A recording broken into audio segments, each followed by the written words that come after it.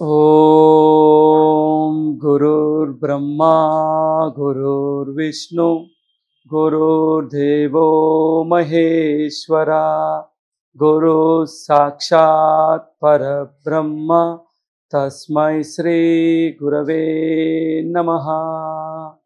ओम शांति शांति शांति।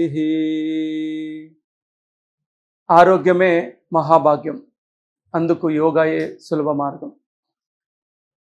ఈరోజు మనం సూక్ష్మ వ్యాయామం గురించి తెలుసుకుందాం. ఎందుకు అంటే ప్రతిరోజు మన యొక్క శరీరానికి కొంత వ్యాయామం అవసరం. దీని కొరకు మనం నడక, ఏదైనా ఆటలు లేదా స్విమ్మింగ్, జిమ్ ఇలాంటివి మనం చేయడం కంపల్సరీ. ఈ యొక్క శారీరక క్రియలు లేకపోవడం వల్ల అనేక రకాలైనటువంటి ఇబ్బందులకు మనం గురవుతున్నాం.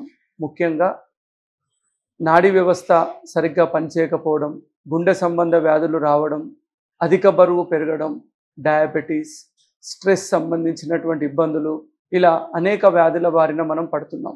వీటన్నింటినీ అధిగమించడానికి మనం ప్రతిరోజు కొంత వ్యాయామం తప్పకుండా చేయాలి.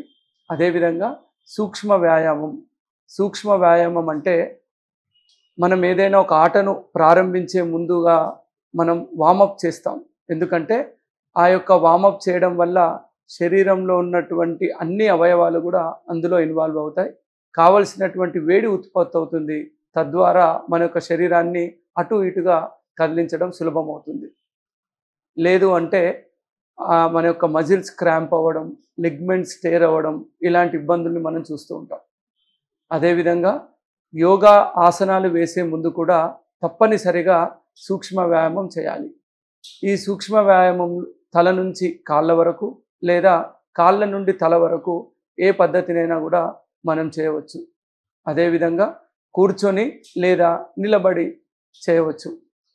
ఇందులో ముఖ్యంగా శరీరంలో ఉన్నటువంటి జాయింట్స్, మజిల్స్, వివిధ ఆర్గాన్లు ఇన్వాల్వ్ అవడంతో పాటు మన యొక్క లెగ్మెంట్స్, టెండాన్స్ ఇవన్నీ కూడా ఇందులో ఇన్వాల్వ్ అవుతూ ఉంటాయి. మొత్తంగా చెప్పాలంటే సూక్ష్మ వ్యాయామం చేయడం వల్ల మన యొక్క శరీరం చాలా ఫ్లెక్సిబుల్గా అవుతుంది. ఈ యొక్క లూబ్రికేషన్ సిస్టమ్ చాలా డెవలప్ అవుతుంది. మన యొక్క యోగాసనాలు చేయడానికి చాలా అనుకూలగిస్తాయి. మెల్లిగా మన యొక్క శరీరంలో వేడిని కూడా పెంచుతూ ఉంటుంది. రక్త ప్రసరణను మెరుగు చేస్తుంది. చిన్న వయసు నుంచి పెద్దవారు అందరూ కూడా ఈ సూక్ష్మ వ్యాయామం చేయవచ్చు. అతి సులభమైనది. ఇప్పుడు కొన్ని సూక్ష్మ వ్యాయామాలు మనం చూద్దాం. ఇప్పుడు మీరు చూస్తున్నట్టుగా సుఖాసనంలో కూర్చోవాలి. జస్ట్ సింపుల్గా క్రాస్ లెగ్స్లో ఉంటాయి కదా, ఈ విధంగా కూర్చోవడం. లేదా సిద్ధాసనము, ఇంకా మీకు అనుకూలమైనటువంటి ఆసనంలో కూడా కూర్చోవచ్చు. కింద కూర్చోలేని వాళ్ళు చైర్లో కూర్చొని కూడా యోగా సాధన చేయవచ్చు. ఈ యొక్క సూక్ష్మ వ్యాయామం చేయవచ్చు. ముందుగా మీ యొక్క 2 చేతులు మోకాళ్ళ పైన ఉంచి వెన్నెముక నిటారుగా ఉంచాలి. ఇప్పుడు మెడ కండరాలను సడలించుట, దీనినే నెక్ ఎక్సర్సైజ్ అంటాం. నిదానంగా శ్వాస తీసుకొని నెమ్మదిగా తల భాగాన్ని పైకెత్తవలను. పైన ఉన్న స్లాబ్ని కానీ ఆకాశాన్ని కానీ చూస్తూ ఉండాలి. ఇప్పుడు శ్వాస వదిలేస్తూ నెమ్మదిగా తల భాగాన్ని కిందికి దించాలి. అనగా మన యొక్క దవడ భాగం ఛాతికి తగిలేలా ఉండాలి. మళ్ళీ శ్వాస తీసుకుంటూ నిదానంగా తల భాగాన్ని పైకెత్తాలి. వీలైనంత వరకు గొంతు భాగాన్ని చాచాలి. నెక్ పెయిన్, స్పాండిలైటిస్ తగ్గడానికి ఉపయోగపడుతుంది.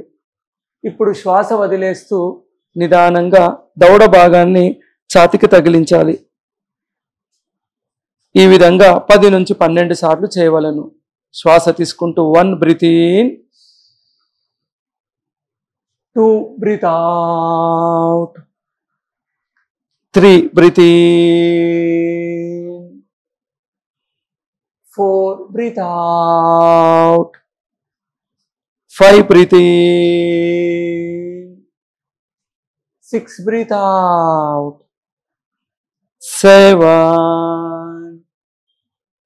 8, 9 breathe in, 10 breathe out, 11, 12 breathe out, relax, విశ్రాంతి. ఇలా 10 నుంచి 12 సార్లు తల భాగాన్ని పైకి కిందికి చేయడం మన యొక్క మెడ భాగాన్ని ఉపయోగించాలి. ఇక్కడ మనం ఒక విషయాన్ని గమనించాలి.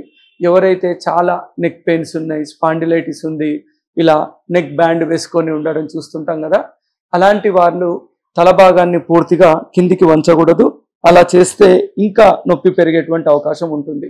వారు మాత్రం మధ్యస్థితి వరకే రావాలి. తల భాగాన్ని పైకి చేయడం, మళ్ళీ మధ్యలోకి రావాలి. ఇంతవరకు చేస్తే సరిపోతుంది. ఇదే విధంగా ఇందులో రెండవ పద్ధతిని కూడా చూద్దాం. మళ్ళీ శ్వాస తీసుకొని ఇందులో రెండవ పద్ధతిని చూద్దాం. అనగా శ్వాస తీసుకొని శ్వాస వదిలేస్తూ తల భాగాన్ని కుడివైపు వంచడం, చెవు భాగం భుజానికి తగిలేలా చూడాలి. మళ్ళీ శ్వాస తీసుకొని మధ్యస్థితి, అదేవిధంగా శ్వాస వదిలేస్తూ ఎడమవైపు, మళ్ళీ శ్వాస తీసుకుంటూ మధ్యస్థితి, శ్వాస వదిలేస్తూ కుడివైపు, ఎడమవైపున. ఈ విధంగా 10 నుంచి 12 సార్లు చేయడం.